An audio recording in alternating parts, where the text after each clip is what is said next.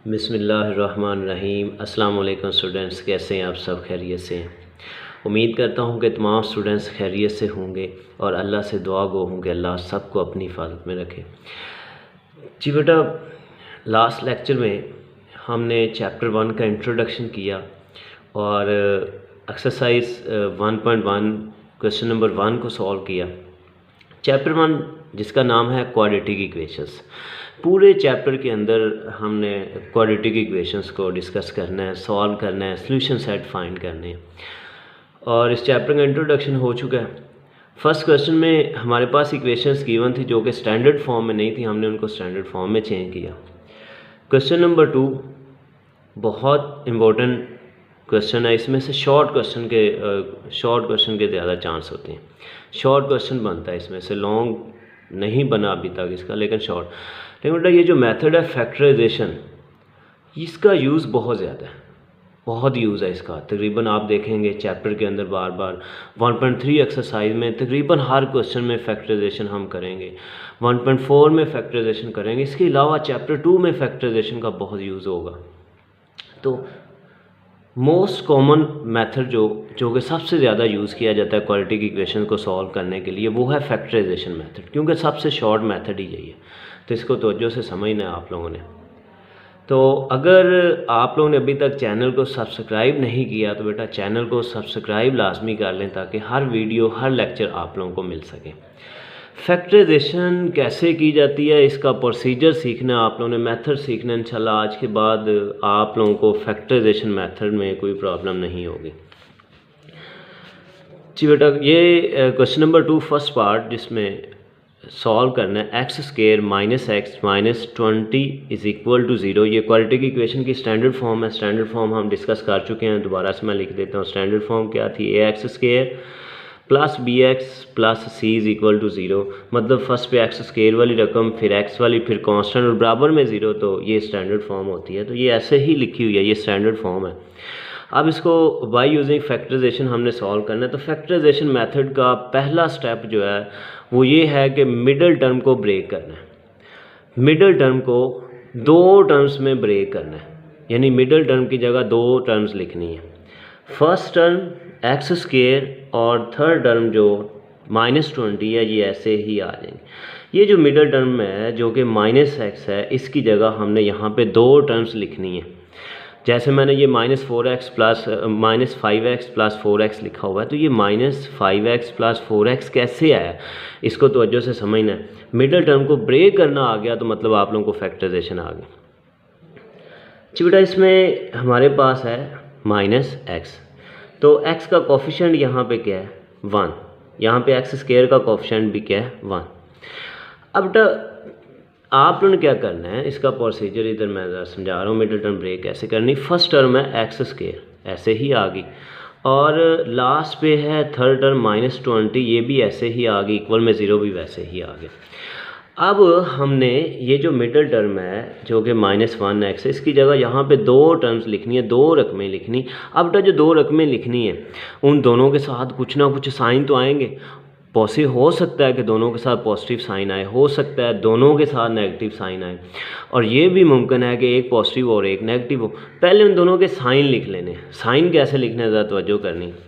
जी बेटा, इधर एक्स के साथ कौन सा साइन है? माइनस का, ये माइनस का साइन, तो इधर माइनस का साइन ही आ जाएगा। अब एक रकम आएगी माइनस में, अब एक और रकम लिखनी है, उसका साइन कैसे आएगा? उसके लिए आप लोगों ने ये साइन और ये जो साइन है इन दोनों को मल्टीप्लाई करके देखना है, ये दोनों साइंस को। तो माइनस इंटू माइनस क्या होता है? Plus. Minus into minus plus, तो प्लस। यानी वो जो 2 रकमें हमने यहाँ पे लिखनी है उनमें एक के साथ माइनस का साइन आ रहा है और एक के साथ प्लस का साइन आ रहा है। और प्लस माइनस क्या होता है जी? माइनस। हमने 2 ऐसे नंबर यहाँ पे लिखने हैं जिनको माइनस करने से क्या आए? 1 आए, क्योंकि x का कोफिशिएंट क्या है? 1। 2 ऐसी रकमें, 2 ऐसे नंबर बेटा हमने रिप्लेस करने हैं जिनको माइनस करने से 1 आए। और वो फैक्टर किसके हों? उसके लिए एक्स स्क्वायर का कोफिशिएंट है 1 और कांस्टेंट है 20। 20 को 1 से मल्टीप्लाई करेंगे तो बेटा क्या आएगा? 20 ही आएगा। 2 ऐसे नंबर ढूंढने हैं जिनको मल्टीप्लाई करें तो 20 आए और माइनस करें तो 1 आए। जल्दी से बताएं, शाबाश। 4 and 5, very good. 5 4s are 20, तो 5 माइनस 4 1, दोनों कंडीशंस पूरी हो रही हैं। तो बेटा 5 और 4 ये दो नंबर हमें मिल रहे हैं जो कि दोनों कंडीशंस पूरी कर रहे हैं। मल्टीप्लाई करने से 20 आ रहा है और माइनस करने से 1 आ रहा है। इसके अलावा बेटा कोई ऐसा पेयर नंबर्स का आप लोगों को नहीं मिलेगा जो दोनों कंडीशंस को सेटिस्फाई करता हो, दोनों कंडीशंस को पूरा करता हो। ये एक ही ऐसा पेयर मिलेगा नंबर्स का, वो 5 और 4 है। तो पहले बड़ा नंबर लिखना आपने, ये ज़हन में रखें। फर्स्ट पे बड़ा नंबर, सेकंड पे छोटा नंबर। 5 और 4 ये दो नंबर हमारे पास आ रहे हैं, एक्स दोनों के साथ ले लेंगे। तो यहाँ पे फर्स्ट पे लिखेंगे 5x और दूसरे नंबर पे 4x, बड़ा नंबर पहले। तो ये इस तरह मिडल टर्म ब्रेक होगी। अब ये एक रकम की जगह हमने यहाँ पे दो रकमें ये आगे, क्लियर हो गया ये स्टेप। अब टोटल हमारे पास हो चुकी हैं 4 रकमें, 1 2 3 एंड 4। 4 रकमें हो जाएंगी जब, तो फिर दो दो में से कॉमन ले लेना, यानी फर्स्ट 2 में से कॉमन और लास्ट 2 में से कॉमन। तो यहाँ हम देखें तो फर्स्ट 2 में से कॉमन क्या आ रहा है, इन दो में से x कॉमन आ रहा है बेटा। यहाँ पे x स्क्वायर है तो इसका मतलब x 2 बार है, यहाँ पे x बार 1 तो x 1 बार है। एक x कॉमन ले लेंगे। जब x कॉमन लेंगे बेटा यहाँ पे x 2 बार है, 2 टाइम्स है। एक कॉमन आ गया और एक इधर आ गया, माइनस एक x था जो कि कॉमन आ गया, तो क्या रह गया 5। अब इन दो में से कॉमन, प्लस नीचे आ गया। अब ये दोनों 4 पे डिवाइड होते हैं, यानी 4 1s are 4 और 4 5s are 20। 4 दोनों का कॉमन मल्टीपल है, तो 4 बाहर कॉमन आ गया, 4 कॉमन आ गया, इधर x रह गया, माइनस ऐसे ही आ गया क्योंकि प्लस माइनस माइनस ही रहेगा। और 20 को जब 4 पे डिवाइड करेंगे तो 5 4s are 20, तो 5 बच जाएगा, यानी 4 5s are 20, bracket is equal 0। अब यहाँ पे ये जो हमारे पास ब्रैकेट में रकम आ रही है ये सेम आनी चाहिए। अगर ये ब्रैकेट वैल्यू सेम नहीं आ रही तो मतलब बेटा कहीं ना कहीं गड़बड़ है, कुछ मिस्टेक आ रहे हैं हम, फिर फर्स्ट स्टेप हमारा ठीक नहीं है। और अगर ब्रैकेट सेम है तो फिर हमारा स्टेप ओके। अब ये टोटल दो रकमें होगी, एक ये और एक ये, टोटल दो रकमें। इन दो में से ये ब्रैकेट वैल्यू सेम है, ये जो सेम है इसको कॉमन ले लें। इसको जब कॉमन लेंगे तो बाकी इधर क्या रह जाएगा, x, ये x इधर आ गया, ये कॉमन आ गया, प्लस ये 4 इधर आ गया, ये फैक्टर कॉमन आ गया। तो ये हमारे पास x माइनस 5 और x plus 4 is equal to 0, ये दो फैक्टर आ चुके हैं। These are the factors of given quadratic equation. अब बेटा फैक्टराइज तो कर दिया है, बट हमने सोल्यूशन सेट भी फाइंड करना है, सॉल्व करना है। उसके लिए क्या करेंगे, दोनों फैक्टर्स को अलग अलग 0 के इक्वल लेंगे। इस फैक्टर को अलग से 0 के इक्वल और इस फैक्टर को अलग से 0 के इक्वल, दरमियान में लाइन लगा दी। माइनस 5 है तो उधर जाके प्लस 5 हो गया, और ये 4 प्लस हो रहा है उधर जाके माइनस 4। तो ये हमारे पास दो वैल्यूज़ आ गई एक्स की, माइनस 4 और 5। यहाँ बेटा 5 पहले लिख लें, माइनस 4 को बाद में लिख लें, इससे कोई फ़र्क नहीं पड़ता आंसर के ऊपर। और ये याद रखना है सोल्यूशन सेट, यहाँ पे सेट लिख रहे हैं हम, और ये जो एस लिखा हुआ है एस से सोल्यूशन और इस एस से सेट। सेट की जब हम बात करते हैं तो आपने सेट की डेफिनेशन पढ़ रखी है। सेट को हमेशा कर्ली ब्रैकेट में लिखा जाता है बेटा, और सेट के अंदर कोई भी एलिमेंट रिपीट नहीं होता। मतलब कर्ली ब्रैकेट का यहाँ पे ख्याल करना है कि सॉल्यूशन सेट को हमेशा यहाँ कर्ली ब्रैकेट में, दरमियानी ब्रैकेट में लिखना है, ठीक है। और ये अगर इनकी तरतीब चेंज हो जाए तो कोई फ़र्क नहीं पड़ता। और बेटा ये जो माइनस 4 और 5 हैं, minus 4 and 5 are the roots of given equation. इनको बेटा गिवन इक्वेशन के रूट्स कहा जाता है। ये रूट्स होते हैं, पर लिखना नहीं, आप लोगों को पता होना चाहिए कि इनको क्या कहा जाता है। तो इसका बेटा ये फैक्टराइजेशन की जाती है। एक और क्वेश्चन करते हैं 3 टर्म्स वाला, बल्कि सेकंड क्वेश्चन देखें पहले। सेकंड क्वेश्चन में गिवन है solve 3y square into is equal to y into y minus 5। ये हमारा नेक्स्ट क्वेश्चन है, दूसरा पार्ट। इसको पहले स्टैंडर्ड फॉर्म में लेके आए। बेटा ये स्टैंडर्ड फॉर्म नहीं है। स्टैंडर्ड फॉर्म क्या है, फर्स्ट पे एक्स स्क्वायर वाली रकम लिखी हो, फिर x वाली रकम लिखी हो, फिर कांस्टेंट और इक्वल में क्या हो 0, तो फिर स्टैंडर्ड फॉर्म होगी। ये स्टैंडर्ड फॉर्म नहीं है, इसको पहले स्टैंडर्ड फॉर्म में लेके आना होगा। क्या करेंगे, पहले हम इस ब्रैकेट को सॉल्व करेंगे। तो 3y स्क्वायर ऐसे ही नीचे आ गया बेटा, और यहाँ पे y को जब y से मल्टीप्लाई करेंगे तो y इंटू वाई स्क्वायर हो जाएगा, y की पावर 2 हो जाएगी। फिर y को -5 से जब मल्टीप्लाई करेंगे तो ये हो जाएगा -5y। अब राइट साइड पे ये जो y स्क्वायर -5y आ रहा है, इन दोनों रकमों को हम लेफ़्ट साइड पे ले आएंगे। क्यों, क्योंकि राइट साइड में हमें 0 चाहिए। तो प्लस y स्क्वायर को जब इक्वल की इस साइड पे लेके आएंगे तो -y स्क्वायर हो जाएगा, और ये -5y को जब इक्वल की इस साइड पे शिफ्ट करेंगे तो ये +5y, साइन चेंज हो जाता है ना जब हम साइड चेंज करते हैं। और इक्वल में अब क्या रह गया 0। क्लियर। अब यहाँ पे वाई स्केयर वाली दो रकमें आ रही हैं, 3y² माइनस 1y²। इनको सॉल्व करेंगे लाइक टर्म। 3 में से 1 माइनस होगा तो 2y² रह जाएगा प्लस 5y ऐसे ही आ गया। अब ये टोटल दो रकमें हैं, ये स्टैंडर्ड फॉर्म है y² प्लस 5y। ये प्योर फॉर्म नहीं है बेटा, स्टूडेंट्स प्योर फॉर्म समझ लेते हैं। प्योर फॉर्म हमने पढ़ रखी है क्वेश्चन 1 में, ax² plus c is equal to 0।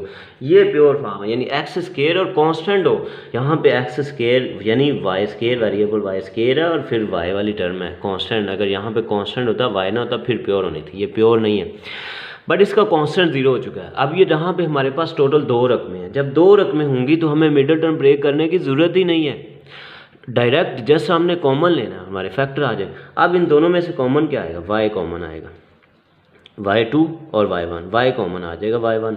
अब 2 इधर आ गया, अब y2 था, एक y कॉमन आ गया, एक y इधर आ गया, प्लस y कॉमन आ गया तो बाकी क्या बचेगा 5। तो ये फैक्टर अब y को लाख से 0 के इक्वल लेने और 2y plus 5 is equal 0 lakh से। अब ये तो एक वैल्यू आ गई ना y की 0। अब ये प्लस 5 को उधर लेके जाएंगे तो -5 हो गया, 2y के साथ मल्टीप्लाई हो रहा है, जब दूसरी साइड पे लेके जाएंगे तो ये डिवाइड हो जाएगा। तो इस तरह y की दो वैल्यू आगे 0 -5/2, इनको सोल्यूशन सेट में लिख दिया। क्लियर होगी बात। नेक्स्ट क्वेश्चन पे आते हैं, थर्ड क्वेश्चन पे। थर्ड क्वेश्चन है हमारे पास 4 - 32x is equal to 17x²। अब ये भी स्टैंडर्ड फॉर्म में नहीं है, पहले इसको स्टैंडर्ड फॉर्म में लेके आना होगा। स्टैंडर्ड फॉर्म बेटा बार बार हम डिस्कस कर रहे हैं, स्टैंडर्ड फॉर्म क्या है, ax² plus bx plus c is equal to 0। मतलब x² वाली रकम फिर x फिर कांस्टेंट इक्वल में 0। यहाँ पे ऐसा नहीं है बेटा, स्टैंडर्ड फॉर्म बनानी होगी। अब मुझे बताएं कि x² वाली जो रकम है वो किस साइड पे लिखी हुई है, तो बेटा वो राइट साइड पे लिखी हुई है 70। और कोशिश करनी है कि x² वाली जो रकम है उसको पॉजिटिव रखा जाए, स्क्वायर वाली रकम का कोफिशिएंट पॉजिटिव रखना है, कोशिश करनी है।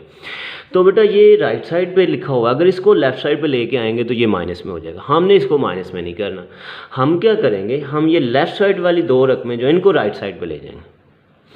अब बेटा जब इनको राइट साइड पे लेके जाएंगे इनके साइन चेंज हो जाएंगे और लेफ़्ट साइड पे क्या रह जाएगा, इधर 0। अब उधर 17x² था, पहले वही लिख लिया। तो +4 जब साइड दूसरी साइड पे जाएगा तो -4 हो जाएगा साइन चेंज, और -32 जब दूसरी साइड पे जाएगा तो +32 हो जाएगा। क्लियर बेटा। तो इस तरह ये आगे, अब इनको तरतीब से लिख लेते हैं। फर्स्ट पे 17x² लिख लिया, फिर x वाली रकम लिख ली 32x और ये -4, और ये जो 0 लेफ्ट साइड पे लिखा था इसको राइट साइड पे लिख लिया, इससे कोई फ़र्क नहीं पड़ता। अब ये स्टैंडर्ड फॉर्म आ गई, पहले x² वाली रकम फिर x फिर कांस्टेंट और इक्वल में क्या आ गया 0। अब वही फैक्टराइज करना है क्योंकि यहाँ पे ये स्टैंडर्ड फॉर्म है तो इसमें 3 टर्म्स हैं, मिडिल टर्म को ब्रेक करना है। कैसे करना है वो हम पहले भी डिस्कस कर चुके हैं, अभी फिर देख लेते हैं। तो बेटा ये मैं दोबारा फिर 17x² ऐसे ही आ जाएगा, तीसरी रकम जो है -4 ये भी ऐसे ही इक्वल 0। हमने मिडिल टर्म जो है जो कि हमारे पास है 32x, इसकी जगह दो रकमें लिखनी, पहले उनके साइन लिखेंगे। साइन कैसे लिखने, इधर प्लस है तो इधर भी क्या आ जाएगा प्लस, फिर एक और रकम लिखनी है उसका साइन, उसके लिए इन दोनों साइंस को मल्टीप्लाई करना है, प्लस मल्टीप्लाई बाय माइनस क्या होगा माइनस, ये दो साइन यानी एक पॉजिटिव और एक नेगेटिव। और प्लस माइनस क्या होता है माइनस, हमने यहाँ पे दो ऐसे नंबर रिप्लेस करने हैं जिनको माइनस करने से 32 आए, और वो फैक्टर किसके हो, उसके लिए 17 और 4 को मल्टीप्लाई करेंगे, 17 को 4 से मल्टीप्लाई करेंगे, 17 4 = 68। हमने दो ऐसे नंबर ढूंढने हैं जिनको मल्टीप्लाई करें तो 68 आए, जिनको माइनस करें तो 32 आए, ऐसे दो नंबर बेटा। तो ऐसे दो नंबर कौन से होंगे, 34 मल्टीप्लाई बाय 2 68, 34 - 2 32। ये दो नंबर हैं, कौन कौन से बेटा, एक 34 है और दूसरा 2 है। ये जो पेयर दो नंबर्स का है ये दोनों कंडीशन सेटिस्फाई कर रहा है, यानी इनको मल्टीप्लाई करने से 68 आ रहा है और इनको माइनस करने से 32 आ रहा है। तो ये दो नंबर हमारे पास, ऐसे कोई और नंबर्स का पेयर ऐसा नहीं मिलेगा जो दोनों कंडीशन सेटिस्फाई करता। तो इनमें बेटा बड़ा नंबर पहले लिख लेना 34x, और छोटा नंबर जो है वो यानी 34x और 2x। तो ये चीज़ बेटा ये लिखी हुई है, +34x - 2x। क्लियर होगी बात। ये मिडिल टर्म ब्रेक होगी। अब ये 4 टर्म्स होगी, 4 टर्म्स आ जाएँ तो फिर 2 में से कॉमन, इन 2 में से कॉमन, ये दोनों बेटा 17 के मल्टीपल हैं। 17 1s आर 17, 17 2s आर 34, तो 17 कॉमन, और एक्स स्क्वायर और x1 भी कॉमन आ जाएगा। इधर 17 कॉमन आ गया, x2 में से एक x कॉमन लिया, बाकी एक x इधर आ जाएगा, प्लस नीचे आ गया, तो 17 2s आर 34, तो इधर 2 आ जाएगा, x एक ही था जो कॉमन आ गया, तो ब्रैकेट में क्या आ गया x प्लस 2, माइनस नीचे आ गया। ये दोनों 2 के मल्टीपल हैं, 2 1s आर 2, 2 2s आर 4, तो 2 कॉमन आ जाएगा। जब 2 कॉमन लेंगे तो इधर x रह जाएगा। अब ये भी माइनस और ये भी माइनस, तो माइनस जब कॉमन लिया जाता है, बाहर होता है, तो अंदर वाले साइन चेंज हो जाते हैं, तो माइनस इंटू माइनस क्या हो जाएगा, प्लस। जब यहाँ पे माइनस होगा तो ये साइन चेंज कर देना, माइनस इंटू माइनस प्लस। अब 2 कॉमन लिया है तो 2 2s आर 4 होता है, तो यहाँ पे क्या रह जाएगा 2, ब्रैकेट में x प्लस 2 इक्वल। अब ब्रैकेट वैल्यू सेम आ रही है, ब्रैकेट वैल्यू सेम है तो मतलब हमारा फैक्टराइजेशन ठीक हो रही है। अगर ब्रैकेट वैल्यू सेम ना होती तो फिर प्रॉब्लम थी। अब ये जो 2 रकमें हो चुकी हैं, इनमें ब्रैकेट वैल्यू सेम है, और इस ब्रैकेट वैल्यू को हमने कॉमन ले लिया, x प्लस 2 कॉमन आ गया, बाकी क्या बचेगा, इधर 17x, इधर माइनस का 2, तो ये हमारे पास 2 फैक्टर आ गए इक्वल 0। अब इनको अलग अलग 0 के इक्वल, x प्लस 2 को अलग से 0 के equal, 17x minus 2 is equal 0। Plus 2 को उधर लेके जाएंगे, माइनस 2 हो जाएगा, इस तरह ये माइनस 2 उधर जाके प्लस 2, 17x के साथ मल्टीप्लाई हो रहा है, दूसरी साइड पे लेके जाएंगे डिवाइड, तो x की वैल्यू 2/17, ये दोनों वैल्यूज -2 और 2/17 इनको कर्ली ब्रैकेट में लिख देंगे, दरमियान में कॉमा, तो ये हमारे पास आ गया सॉल्यूशन सेट। क्लियर होगी बात इस क्वेश्चन की भी। तो आज के इस लेक्चर में हम इन्हीं 3 क्वेश्चंस को डिस्कस करते हैं। नेक्स्ट लेक्चर में बाकी इसके जो पार्ट रह गए हैं वो रिमेनिंग पार्ट्स नेक्स्ट लेक्चर में करेंगे। आप लोगों ने बेटा इसकी प्रैक्टिस अच्छी तरह कर लेनी। अच्छा नहीं, नेक्स्ट लेक्चर में आप लोगों ने क्या करना है, इसका 4th पार्ट आप लोगों ने खुद करना है, 4 वाला पार्ट आप लोग करेंगे। ये उसका सोल्यूशन सेट वैसे मैं आप लोगों को दिखा देता हूँ, ये है, लेकिन इसको आप लोगों ने अब खुद करना है। तो मैं आप लोगों को जो बाकी इसके रिमेनिंग पार्ट रह गए हैं जो नेक्स्ट हैं, ये फर्स्ट 4 पार्ट बेटा शॉर्ट है और यही इंपॉर्टेंट है, इन्हीं को अच्छी तरह करना है। अगले 2 शॉर्ट नहीं है और वो कभी पेपर में नहीं आए, उम्मीद आप भी नहीं आएंगे, लेकिन इन 4 पार्ट्स की अच्छी तरह प्रैक्टिस कर लेनी है। अल्लाह हाफिज़।